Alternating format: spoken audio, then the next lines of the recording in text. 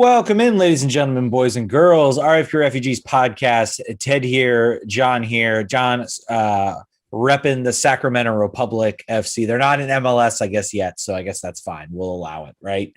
This is my USL girlfriend to my MLS wife.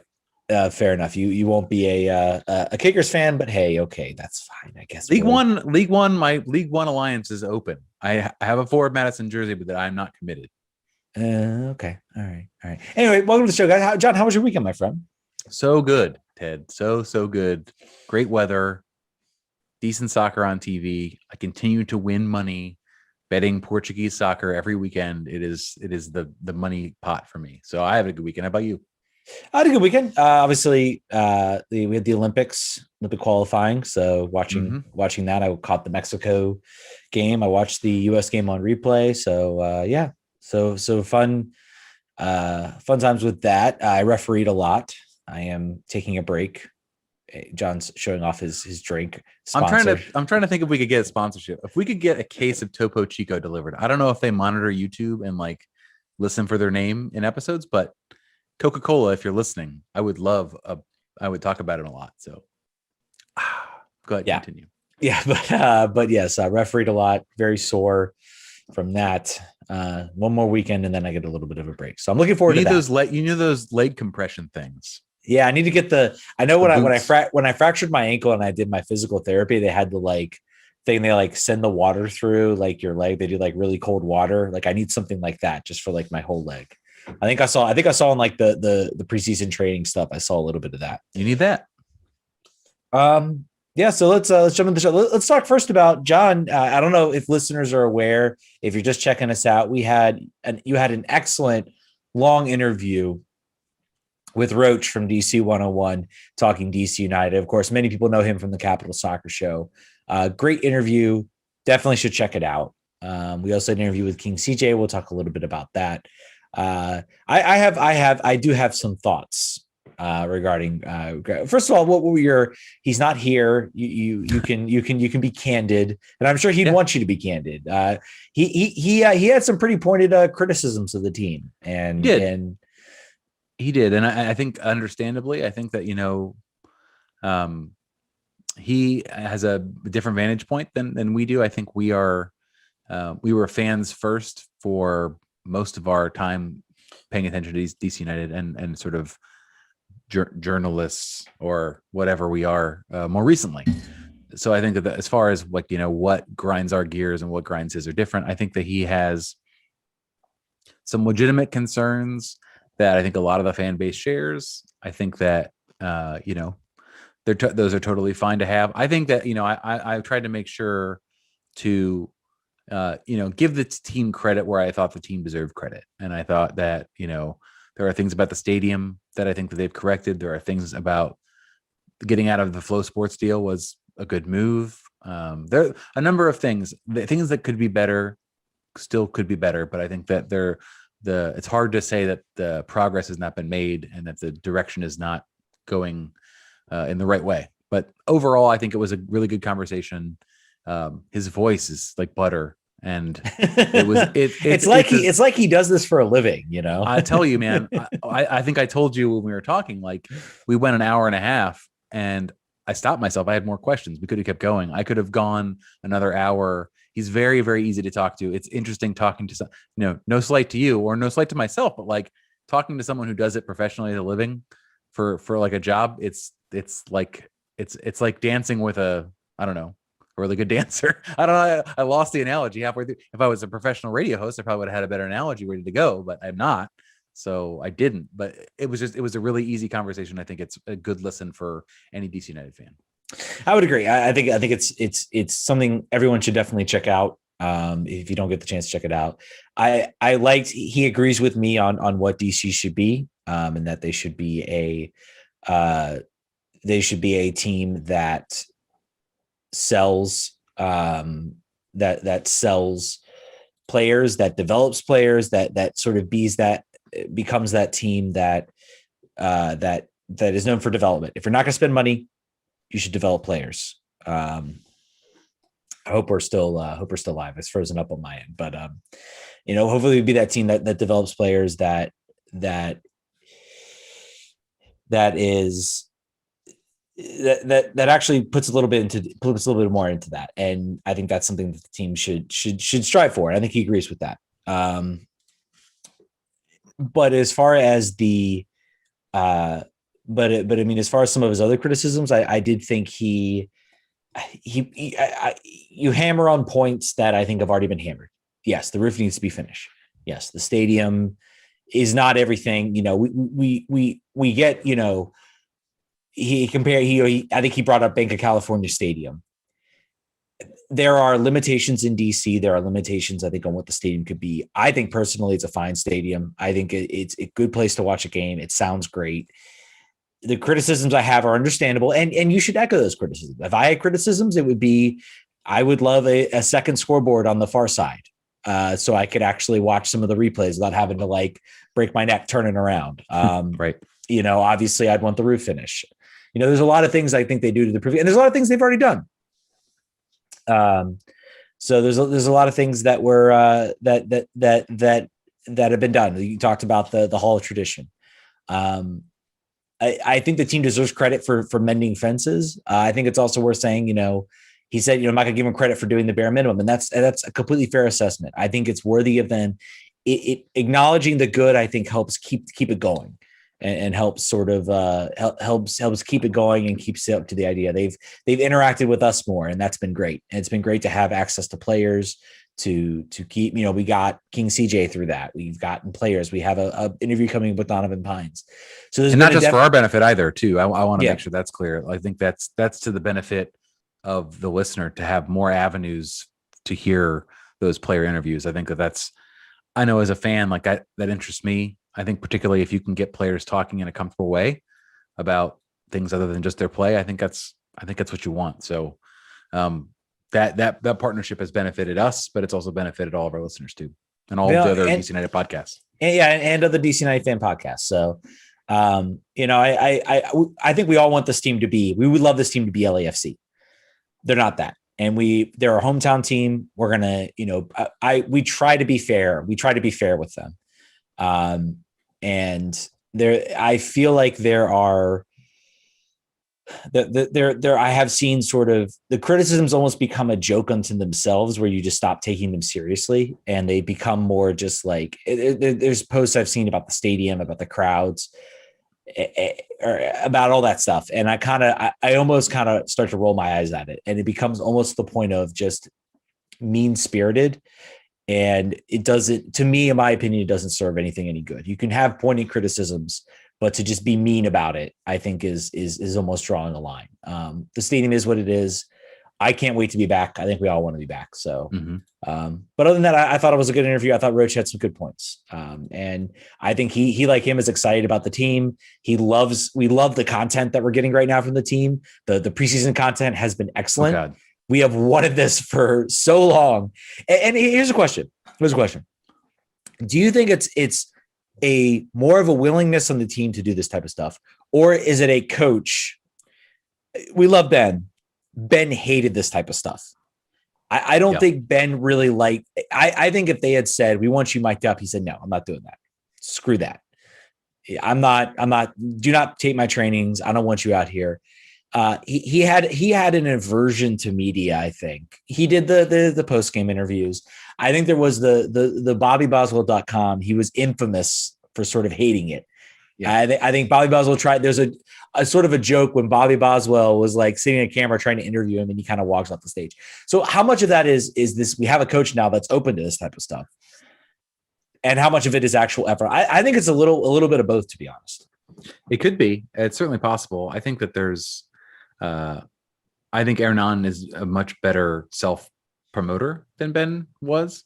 I think to his great benefit. He's got a. Ben finally got into Instagram, I think, his last season. Hernan's been in the game for a little bit. And I think I think maybe he communicates himself on the field in a more interesting way. I don't know. I think we know that we wanted to coach a show. It didn't occur for a number of reasons. But I think also that the team knows it has an opportunity to tap into the enthusiasm that change provides. So I think I would bet it's about 50-50, a coach that's down and then a social media department and a comms department that says, we got to really roll this for all it's worth. This change, this rejuvenation. And it's making waves. I heard Andrew Wiebe on Extra Time Radio talk about those interviews. It makes waves on the national media, and it gets people sort of talking about this team. Hey, look at this. Look at what this guy Hernan does. And if he can put it together with results on the field, it sort of elevates that. The results got to be there. So we'll see what happens. It's going to be, this is the season. I think if you ask us to like predict where this team's going to be, we give you your general idea, but we have really no idea what this team's going to look like. It'd be great if we could watch, it'd be great if we could watch some games and we could get maybe a better idea. Speaking of that, we had a preseason game on Saturday, and I'm sorry, John, I interrupted you. So you can. No, it's fine. We had a 1-1 draw against Greenville, triumph. It was a game, sort of that first preseason game where they play like weird 3 periods of 30 minutes, I think is what they played. So it was kind of like uneven game. I think they played some starters, some trialists. Again, they're always the 1-1 draw. Oh, we're drawing against a League One team. Oh man, what are we doing? Stop. Camardi Smith had a goal. That's great. It's great to get him on the board. A scrappy goal, which I think we've talked about, other podcasts have talked about, and I think we sort of agree. Not every goal has to be a pretty goal. It can be a scrappy goal, and if you're scoring scrappy goals, it means some pretty goals are getting mixed in, and you're scoring more goals. So, and it means that you're in the box, and it means that you are making runs that need to be made. So, yeah, I'll take them. Griffin Yao with the assist on that. Griffin Yao limped off. Apparently, is fine though. That was a concern. Noah Pilato, a former Loudoun United player, plays for Greenville, so quasi familiar face. I think he also played in the number of friendlies that DC United played a couple years ago that they lost like by 1 million cumulative goals. I think he played in some of those too. So, but that's not the thing that's interesting about this game and the games that follow. Ted, what's the thing about this preseason that really has a bee in your bonnet? So I guess with this game in particular, I am not mad when games aren't streamed. I understand there might be limitations. There might be things that we're not aware of. So this game not being streamed, okay, that's fine. My biggest problem with it, what MLS has decided to do is, for whatever reason, and I want to know why, because for me, it doesn't make sense. I think there was a game between Chicago and New York.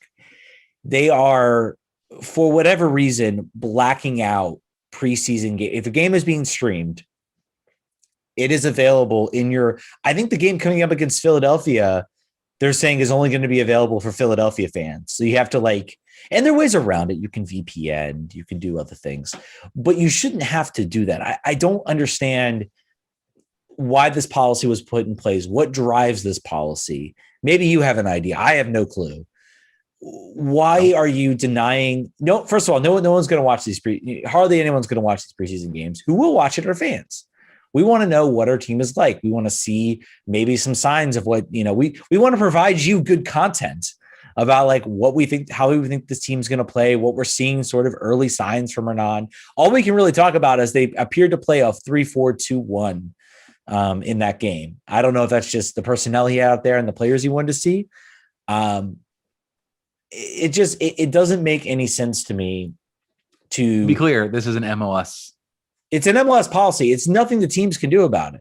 Yeah. It is a MLS policy that they are regionally blacked out, 75-mile radius, which is less than the 100-mile radius that DC has for their TV rights. So that's even more bizarre. Yeah, having special rules for preseason is interesting. Yeah, I don't get it. I don't understand why you would not do a service to your fans, show the games. And also, it hurts us because, I'd love to watch some other teams and maybe get some ideas. I'd love to watch New York City FC and see what they, maybe get some ideas on so I can better give content to you guys. And I know there are ways, VPNs, ways around it. It's not like but it's a barrier and it's an annoyance and it's a nuisance and it's dumb. And I just think it shouldn't exist. And I have been wondering what the reason is, and I'm hopeful there's going to be a long form athletic article from Sham State School in Paul Tenorio about blackouts. Maybe on their next AMA, I will ask Pablo Maurer about that. Like, what's the reasoning that drives that? Because I would love to know. I would love to know what drives it.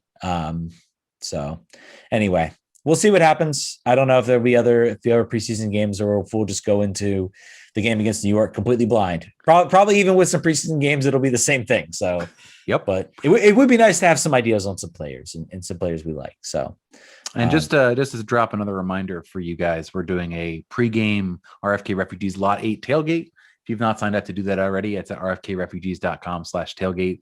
That'll be an opportunity for us all to get together on a Zoom call, basically as if we were sitting in Lot 8 like the old days, except for you have to cook your own food and buy your own beer. We will not be providing any keg beer options for you. So that's the only downside. But please join us. Go to that website and make sure that you're signed up. Yeah. Yep. Definitely join that. Should be a lot of fun. We're looking forward to that. And I think we're still working out more details about that, but definitely join it. It should be a lot of fun. Should have guests. There's a potential for some interesting guests. Yep. And if not, then it's just us.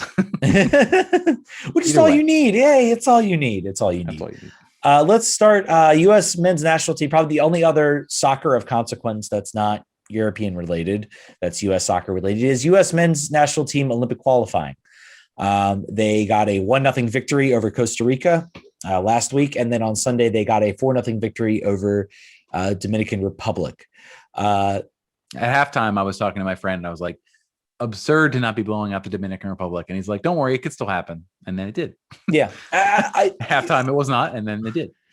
I kind of looked, I watched the game and I saw a team that was everybody. There was a lot of comment. Oh, it seems like I saw some sort of comments early in the game. It was like, oh, Dominican Republic are, they look like the better side. And I'd say maybe there's about maybe a 10-minute stretch. Maybe they looked like they were they were getting the chances. Maybe the U.S. is a little unsettled. Towards the end of the second half, it started to be all U.S. just attack. They ran out of gas clearly. Very clearly ran out of gas, and the U.S. pounced. And they finally, once they got the breakaway, it was kind of like the goals started flooding in.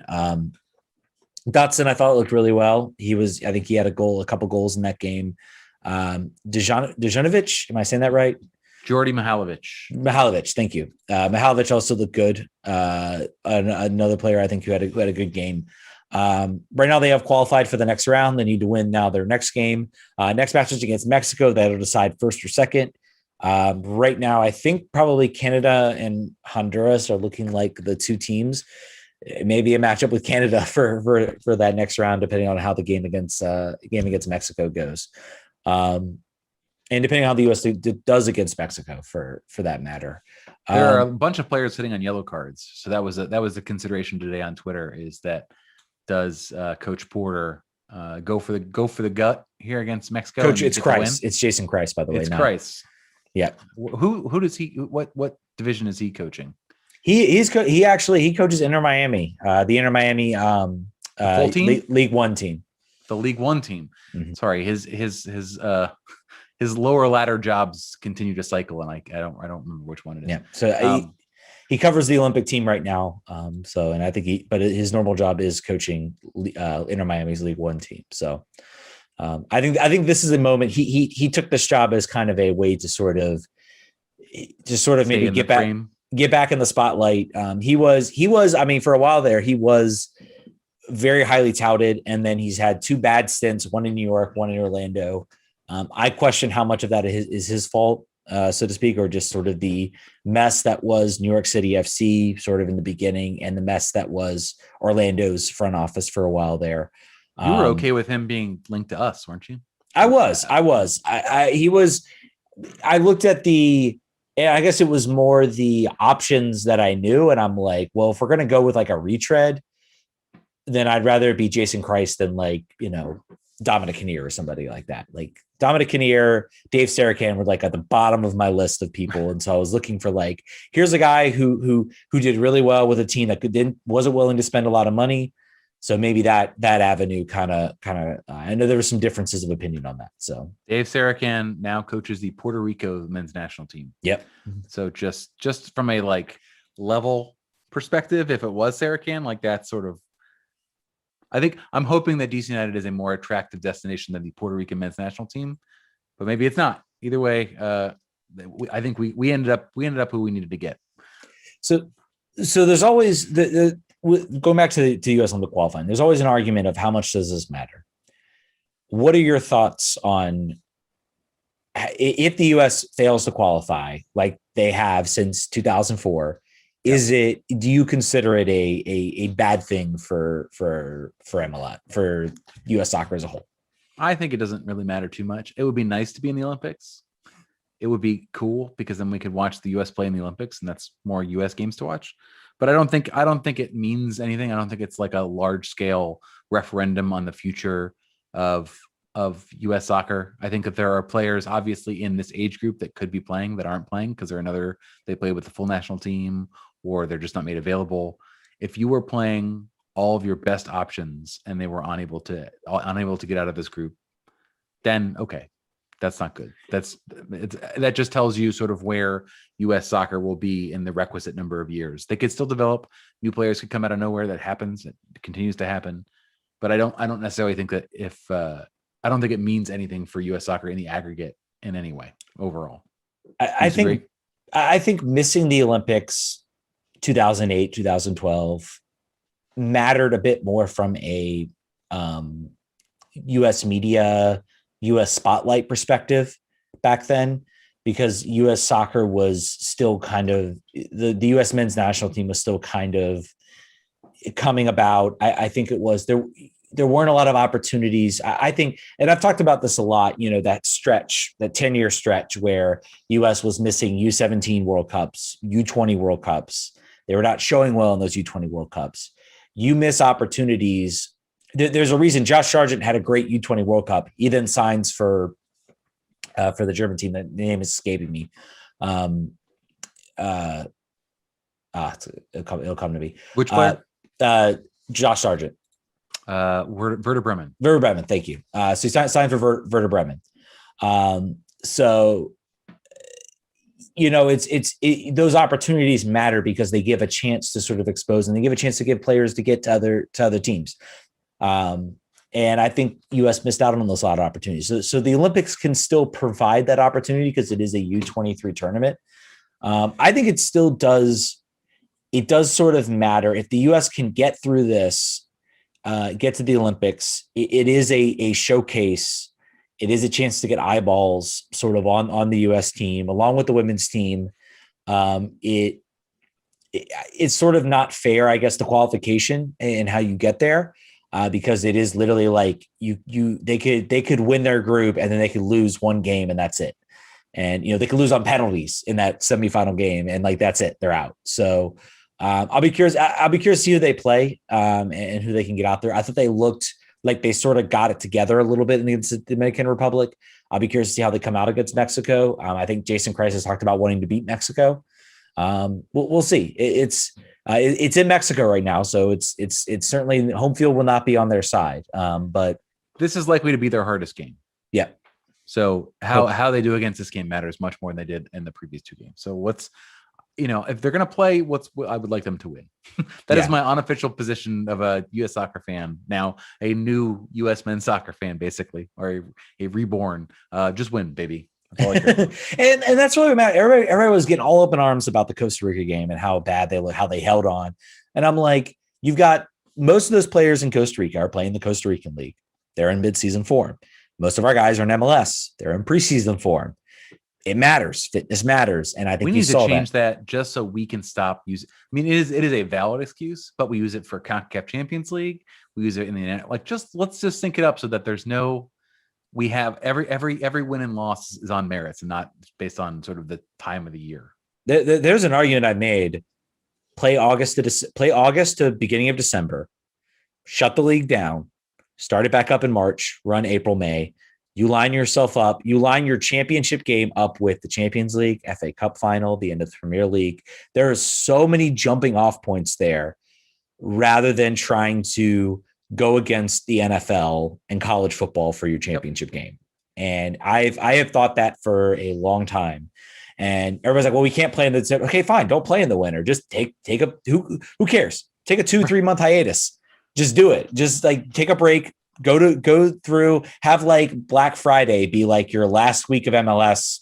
Take a break. You get the window. Players go for the vacation. They come back. The Bundesliga, I think, takes like a month break. Yeah, they take a long break. Just do it. It. To me, it makes sense. And to me, I think it's something they should explore. Angus saying that MLS is then going to have to go against NFL numbers, and not to mention shared stadiums. The shared stadiums thing should not be a problem because this league should stop allowing this. And Charlotte coming in, sharing a stadium is stupid. But as far as having to go against the NFL numbers, they're going to get spanked no matter what. If they played them on Sunday, they would get spanked. If they play them on Saturday, they'll get beat by like axe throwing. So I wouldn't worry about it. If it's people who are going to watch soccer will watch soccer. If it's on, you're not going to steal eyeballs that we're going to rather watch NFL and have decided instead to watch MLS. That's not going to happen. So don't worry about counter programming. That's my opinion. Yeah, I mean, there's sports all over. I mean, if you end it May, June, you're going up against NBA and NHL playoffs. I mean, you're going up against that. And that's the only good part of the NBA season. I think that's I think that's personally, and MLB obviously too, I think that's a better competition than going up against the NFL and college football. Because as much as I am projecting the downfall of football as the most popular sport in America, believe me, it's coming. It's going to be slow, but it will happen. I think it is. I think it's something that I didn't plan to get into a discussion. We were talking on the other show, like, oh, this should be a short one. And then our producer Brian was like, that's what you guys always say. And then I'm being long. This is how it happens. We have nothing to talk about and we get on tangents. But anyway, maybe we'll save the calendar discussion for another slow week. Another slow week.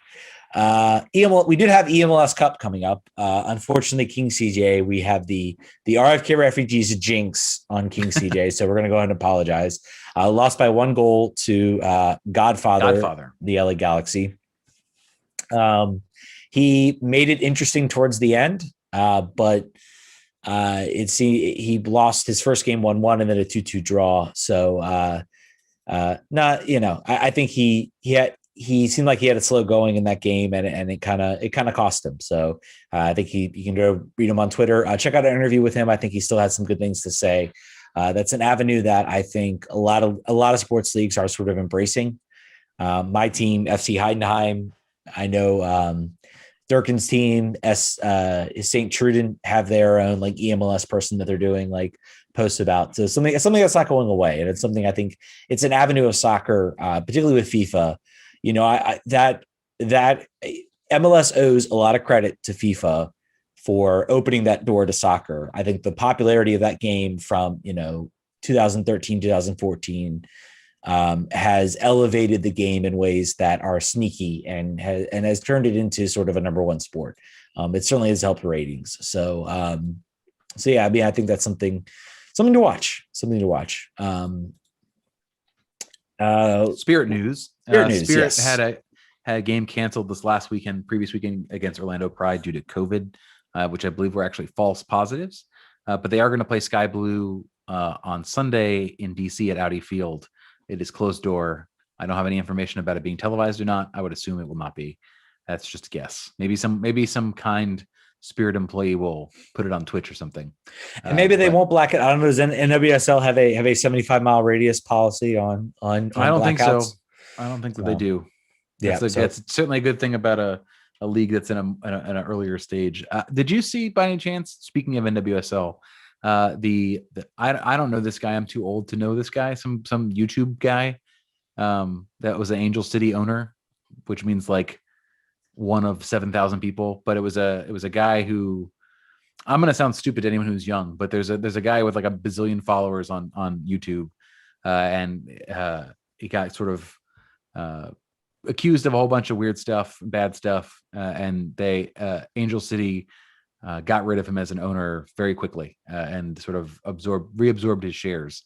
But it was just sort of, I think I was listening to the Equalizer podcast today, and they were talking about how Angel City has put themselves forward as like the woke team, like they're like really, really front and forward about the values that they want to live. And right now, because there's no soccer team, they're basically like a lifestyle brand. And it's because there's no soccer to talk about, like they've got to be about this and fix it quickly. And some people thought that it took a little bit long for them to realize what was going on and what needed to happen. But I just thought that was an interesting thing to happen quickly, and that will happen more frequently as these ownership groups become humongous, and about people who are maybe only the Spirit, probably a different story because there isn't a lot of celebrity names other than at the top, but where there's celebrity names, like where the interest is maybe not as passionate as it would have previously been when there were only a few owners. And you're starting to see that, I think, in a lot of sports ownerships. And I think you got to point to what happened with the Clippers in Donald Sterling. I think that sort of has set into motion. I think there was always the sports owner. There were sports owners that did, bad things. There's sports owners that still do things that you would think would lead to them losing a team. There's a certain team that plays up in Maryland that I am still to this day shocked still owns said team. I will not say the name, but I think you can guess. He really weathered that one, didn't he? Oh, he did. He's weathered a lot of things, but I really thought that was going to be the thing that took him out. Me too. He didn't.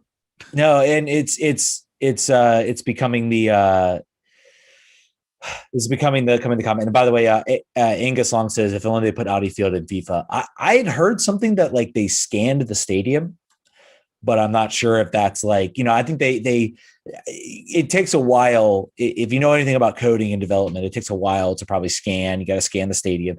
I would hedge to bet they've been sort of adding MLS stadiums sort of every year, and it's sort of been a slow process. But I would hedge to bet that MLS stadiums will soon be in FIFA at some point. They're waiting until the roof gets put in. That's that's a roach joke.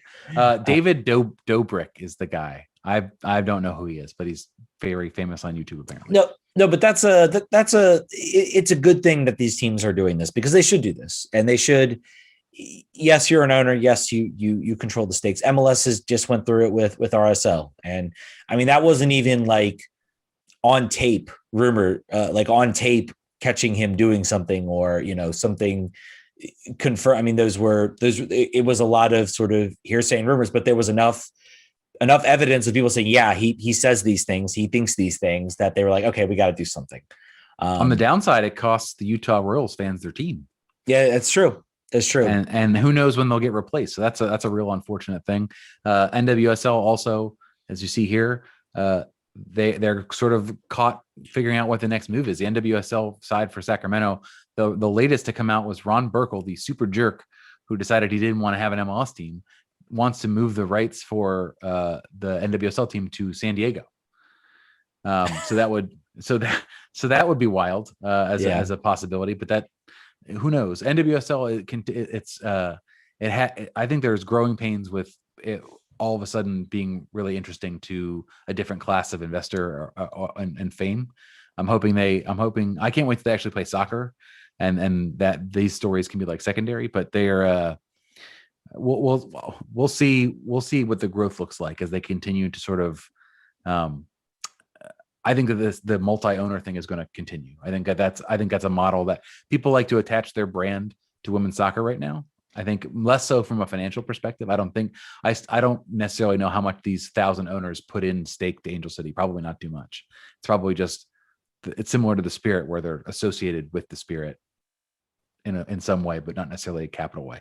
But I think that's going to continue to happen because it's, from the NWSL perspective, it's cheaper than finding partnerships otherwise. Like having, say that this guy was not skeezy and kept his ownership, having somebody with 3 million subscribers on YouTube talk about the NWSL would be very expensive if you had to pay for it. And if you didn't have to pay for it, you'd love it. So I think they're going to continue to, that's going to be one of their growth strategies, is encouraging new franchises to have that diverse, popular ownership groups. I think it's just going to be the way it goes. And in a way, it's sort of, I guess MLS is not trending that way. I mean, they're still super rich owners, but definitely you've seen it with LAFC. They kind of paved the way, so to speak, for that idea. They had, several owners that sort of came in, and I think it's been a successful model for them. And, having, big owners, well-known owners attracted, that does move the needle. Will Ferrell being an owner for LAFC and being involved in that team is something I think that's been very good for them, and very good for the league too. So moving on back. Oh, sorry. Go ahead. Yeah, I was just going to transition us to That's what I was gonna do more too. news. Yep, more news from the team the other team we cover, Loudoun United. I was wondering what happened to Elvis Amo, a player who was the leading scorer last year. What happened to him? He and also Christian Sordo, who is a player that I think I talked about 2 years ago or 1 year ago as being a potential DC United Academy player to make that next move. Didn't pan out. Both of them have gone to Rio Grande Toros, which I believe is Houston Dynamo's affiliate. Mm-hmm. I think that, I think when we had Coach Martin on the show recently, he said that there was a few more names that he was looking to get across the line, but I think they've started camp already. They have their pregame slate. I don't know when their first game is. It's probably pretty soon, but one of their games against the Kickers got canceled. So that's a bummer. The Civil War only has one battle now instead of two battles for the RFK Refugee Civil War. Darn. One. We'll still watch it. We'll still watch it. I'll wear my Loudoun United jersey just to troll. I'll wear my Kickers jersey. We might do the split as far as that goes on when that game comes up. Yep. Let's get into our player of the week. We're doing this every week for those of you who are new to the podcast or maybe not know. This is an opportunity for us to discuss kind of more in depth on certain players from last year, talk about their policy this year. We might get into some of the new signings. We might do some different things. We're kind of just picking as we go. And I think this guy, Julian Gressel, is who we're talking about. He got highlighted in a golf article. Fellow podcaster. Fellow podcaster. Yes. Fellow podcaster. I got a golf article about him and sort of the expectations coming into this season. And I even had a look. I said, okay, what's now again, less games played, all that sort of thing. But the drop off is pretty stark. For Atlanta United in 2019, he had probably his best season. He had 33 games played, 31 games started, 6 goals, 12 assists, 69 shots, 25 shots on goal. So he was definitely active in the score sheet. 2020 was not successful. 2 goals, 3 assists. Again, shorter season, 22 games played, 19 games started. Had about 1,000 less minutes. Shots 28, 5 on goal. So he had almost just as many shots on goal in 2019 as he did total shots. So Julian Gressel was we talk about the optimism of 2020. I think it started with Edison Flores. Obviously we have Paul. Julian Gressel was kind of oh wow, we get Julian Gressel, and his stock was sort of rising. It was sort of a case with Atlanta where he was still on his rookie contract, which I think was around $150,000 to $200,000. And he's like, I need my payday. I've played really well for you. I mean, you have a career year, 6 goals, 12 assists. I need to get paid. The team was like, well, we don't have the cap to pay you. So they looked for an option. They found DC. DC was willing to give him $1 million effing diamonds, Michael. Yes.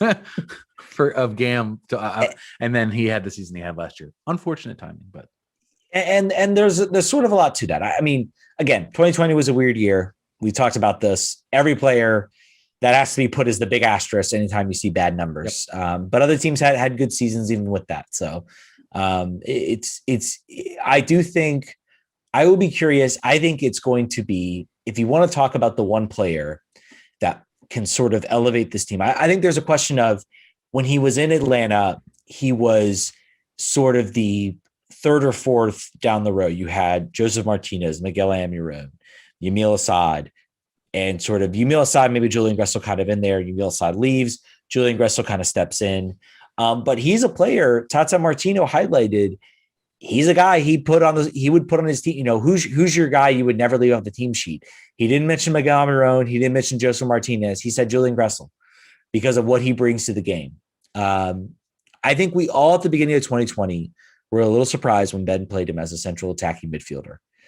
And it didn't work. It didn't go well. It didn't go well. And so this is the thing, because I thought that's like what I believe it was sort of mentioned that's what he wanted to be. He wanted to be sort of the central attacking midfielder. And I feel like Ben, being a player's coach, did that for players. He would say, oh, yeah, that's where you want to play? Okay, we'll give it a shot. I am hopeful that, and we've mentioned with Yamil Assad in the central, and Ernal Assad being like, nope, he's a winger. I am hopeful. You do sometimes need a coach that steps in and says, look, you're not a central attacking midfielder. You are a fantastic winger. And I think that was sort of a realization for him when he was like, okay, I need to be where I'm comfortable. That was awful. I need to go out where I'm comfortable, where I can contribute to the team. So I think we'll see that. We'll see that this season. I'm hopeful we'll see some better things from him this season. I think too, like, I think that was probably driven by the fact that he saw his ceiling with those statistics as a rookie, as a young player. The sky's the limit, right? If he can keep doing that, he's in Europe. He's playing for a major team. If he can continue to produce at that level, that's elite level contributions. Yeah. So doing that as a 10, having the ball more theoretically would increase your chances, particularly on a much worse team than he was playing with in Atlanta United in DC. So I understood the ask. I think maybe DC United should have just considered also signing Joseph Martinez and Miguel Almiron from Newcastle. Paying $30 million to get Miguel Almiron back from Newcastle. If you want they might get relegated, so maybe they'll have an opportunity for him. If you want the best out of Gressel, just give him all of the tools that he had in Atlanta. And you hit on a point there. It was kind of the thing is he did not have to be the guy on this team. Now he is. I mean, it's debatable who the best player. I mean, obviously Edison Flores is number one. Maybe Flores is number two, but the gap is different. There's a very much a difference in gap. There was Joseph Martinez and Miguel Almiron up here, and then there was Julian Gressel. Now it's sort of a combination of it's closer than it was. So I think that's the thing. He has a larger role to play on a team, when before he was kind of an auxiliary piece. And I think its question is, can he step up and sort of be that, show that he can sort of not just be a piece of this team, but actually be a main driving force of it. And that's what he wanted. The interviews when he came here was that he wanted to lead a team. Now that is also what you say when you now want to have a triple-year contract. You can't be like, I'm just a guy. Like, I'm just here to pitch in when I can. Between him and Paul, and there are, we've talked about it too. We've been blue in the face because there haven't been games to actually talk about. But there is very high level talent on this team, and he is one of them. And we talked about him because he's a player that had expectations that did not get met, and almost no one's expectations last year were met. But I think that this team, if all of these players have career average years, we're not just. I don't want to be too optimistic, and I think we still need a playoff team in certain places. We're definitely I think we're for sure a playoff team, and I think we're trouble in the playoffs. We're going to win a game maybe if all these players play the way that they can play. We're gonna play good soccer, and I think with Julian Gressel, he's the one player I think he never had a moment, I guess, in 2020. I couldn't think of a moment. The game, like Edison Flores, despite his bad year, had the game against New England. Yep. Emil had the part he played in the center where he started to sort of develop and looked pretty good. All our young players had moments. Kevin Paredes had the assist on the game-winning goal. Galvin Rivas had a moment. Really, Ola Kamara and Julian Gressel, maybe the two players that ever really had a moment, and never really had a game where you saw potential. So I think if I am Hernan Losada, I am looking at those two players. I am looking at, if I'm him, I said, well, what happened? I would look at these stats and say, well, let me watch Julian Gressel in 2019. Let me see some of his games and let me compare that to 2020. Like what happened? Like what's going on here? Because he's a guy I have to figure out and I have to get playing. Him and Edison Flores are the two players. I think that those would be my focuses of, I need to elevate those guys. Paul Arriola is going to be there. I think he'll be fine. Yep. The question if he scores the goals, maybe Ola Kamara's in there as well. But those two players, if those two players are playing well, that means they're supplying good service to a forward like Ola Kamara, who can then put the ball in the back of the net. Because as bad as Ola Kamara was, he wasn't getting the service that we all would expect from those players. So the XG for DC United as a whole was minuscule last year. So if you can't score a goal without the possibility to score a goal. That's some of a dumb statement, but from a statistical perspective, it's hard. It's challenging. Yep. Let's get to some question. Nope. Okay. That's a future question, one that we are not prepared to answer, but we do have a call. We do have a call. We do have a call coming. I missed that part. Who do we have We've coming got up? Angus, my good friend from Discord and everywhere else. Yeah. Hi guys. Hey. How's it going? Good. How are you? Good. It's interesting you brought up Gressel and all this stuff because you're highlighting him this week, and you mentioned the GAM we paid for him, or TAM or whatever, the Garber bucks we dealt for him.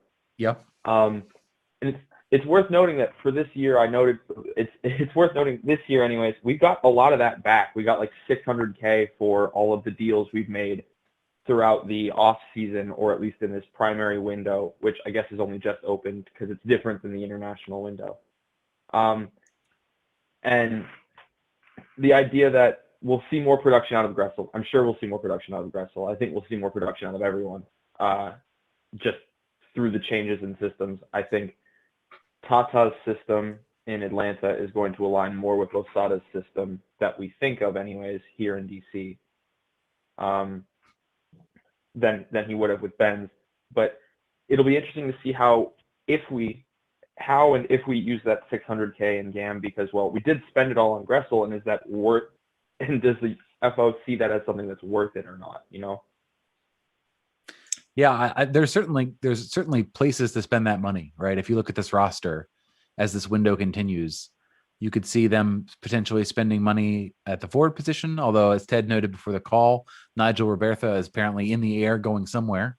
The plane tracker has him in the air going somewhere, so maybe it's here. I don't know. His Instagram had him with plane emojis. Yeah, plane emojis and a shot of a bag. I don't know if that's DC. I don't know.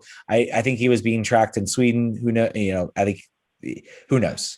Either way, there or center back. Like, there are positions right now that are a desperate need. And if that GAM is an opportunity there to strengthen that team now, so that, you know, particularly as we're going to be short our starting center back for until June, I believe. I think it was June or July even. That's a good call. We've stacked it up.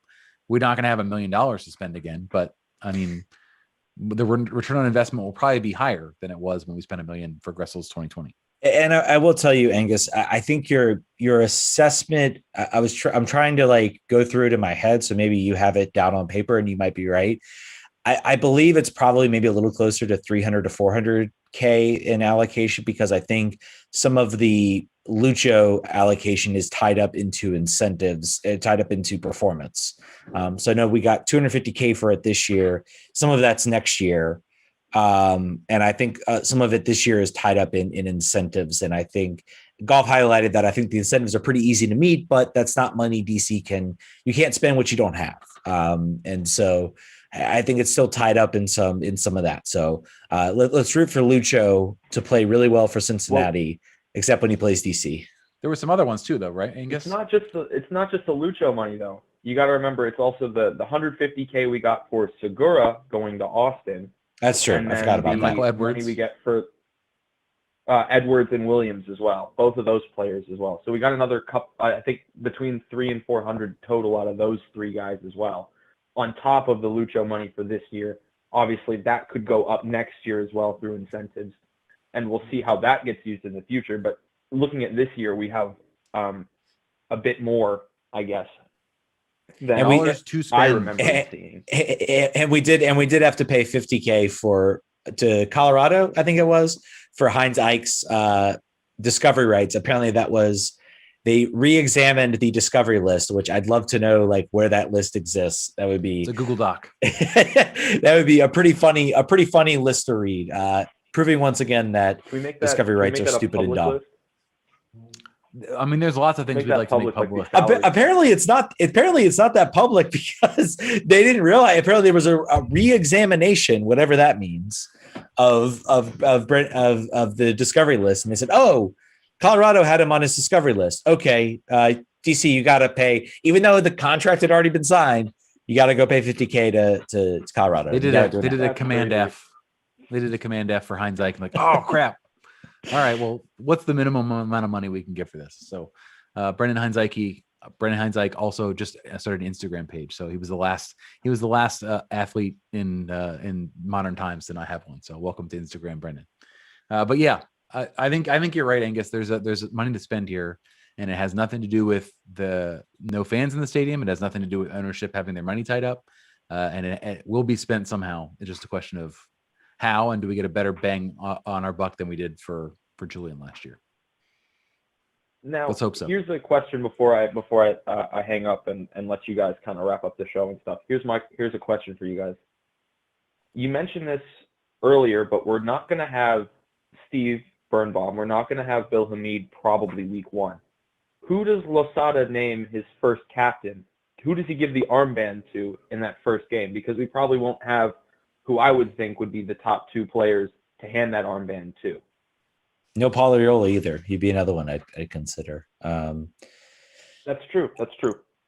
I don't know what his recent comments. I don't know. Maybe if you give that, unless something has changed, or the discoveries, I guess, of his past comments, Variol's past comments. I think it's Fred Brilliant. I think has to be is probably the person you name.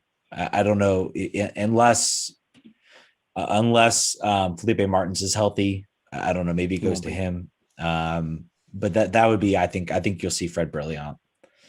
I think it's him or Flores. Even though that Flores is new, I think there's an opportunity that he maybe sees him as a player who needs to elevate his own voice within the team, and that will give him. I mean, it's important to him, right? I think so. He's definitely going to have vice captains in place, and I think that it would make sense to have one of your players that you need to get a lot out of this year to give him an opportunity to put his stamp on the team and make him feel like he has some ownership over the outcome. So that's a random guess in the dark, but that's my guess.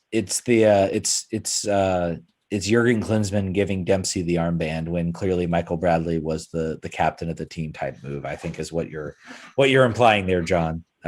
So how did you find a way to bring Jurgen Klinsmann into Edison Flores getting a decent armband? But you did it. I did it. I figured it out. I am a master of bringing that up, but thank you, Angus, for the call, and congrats on your red jersey find on Facebook. That's the king of all finds. Yeah, man. Thanks. I've been wearing it like all day. I would too.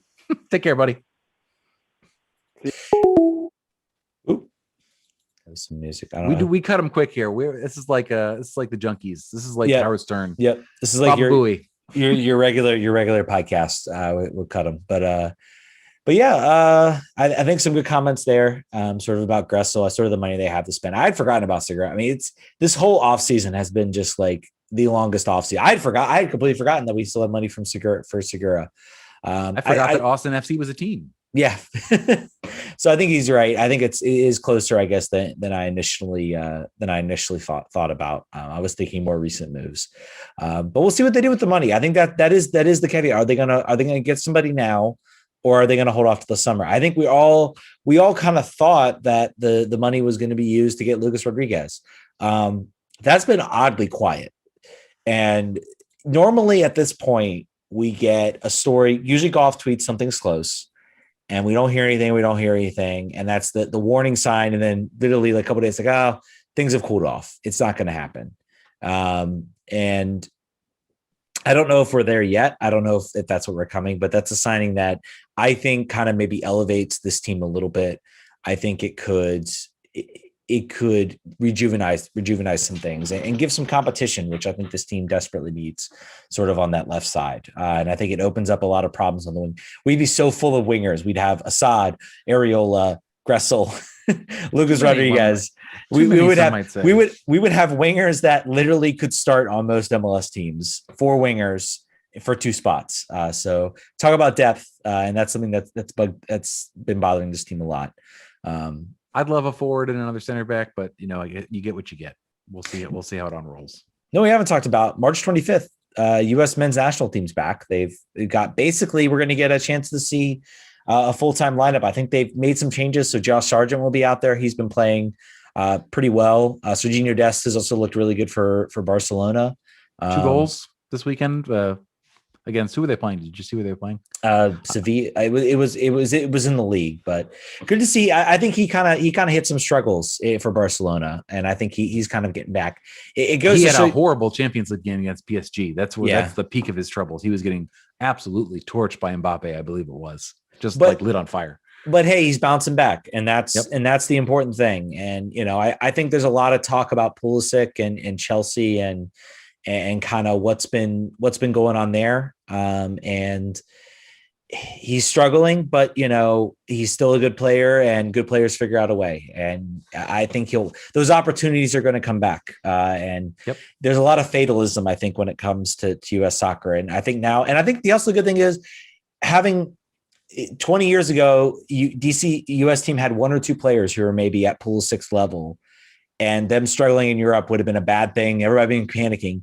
We've got Weston McKennie out in Juventus, who's still playing really well. We've got Josh Sargent playing at Werder Bremen, who's looking really well. There's a lot of players. You're starting to see certain players have valleys while other players are having peaks, and that's a good thing. It means there's options. It means there's not an over-reliance on one or two players being absolutely in peak form. We're not relying on Landon Donovan and Clint Dempsey being the only players, right, and then kind of everybody else. So I'm actually excited to watch this. Some of these friendlies coming up. I'll be excited to see some of these guys play. We'll be seeing sort of a first team lineup. We haven't really seen it. We want to see Tyler Adams, Weston McKennie, Pulisic, Josh Sargent, all those guys out there at the same time. And I think we'll get a better sense of what World Cup qualifying is looking like. So fun times. Definitely check that out. I guess with that, we're going to go ahead and wrap up the show. Patreon.com/RFKRefugees, RFKRefugees.com/tailgate to get in on the tailgate action we got coming up. Twitter.com, also Patreon. We're doing, we got an interview with Zoltan that I think I'm going to try and drop tonight for our Patreon subscribers. Everybody gets the full interview on Thursday. He had some interesting things to say. Something you'll probably want to listen to, and maybe a little surprising, and maybe we'll talk about it once the full interview comes out. So we'll try to get that for our Patreon subscribers. So subscribe. Lawyers were involved. We'll just say that there were some lawyers involved, not with us, but in this story. So good to me, but I'm going to try to get that up for our Patreon subscribers. So join today, and you get early access to that interview before everybody else. And then, of course, we're going to have an interview with Donovan Pines coming up on tomorrow, and I'll also try to drop that as well. And Patreon subscribers, you're getting your money's worth this time. So go to the page and subscribe. I guess with that, John, anything else you want to add before we go? Nope. Just make sure if you're listening to this live or you're listening to this tomorrow morning, make sure you send us your questions in for Donovan Pines. You can't send us questions for Zoltan unless you have a time machine, because that was recorded in the past. But for Donovan, we'd love to make sure that we're getting all your questions in to the show. And also make sure, if you're listening to us for the first time, make sure you go to rfkrefugees.com/subscribe and add us to your podcast repertoire, and make sure you also subscribe on YouTube. Yep. And thank you guys so much for listening. You'll catch us on Thursday, and we'll be back live on Monday. We'll see you next time. Vamos.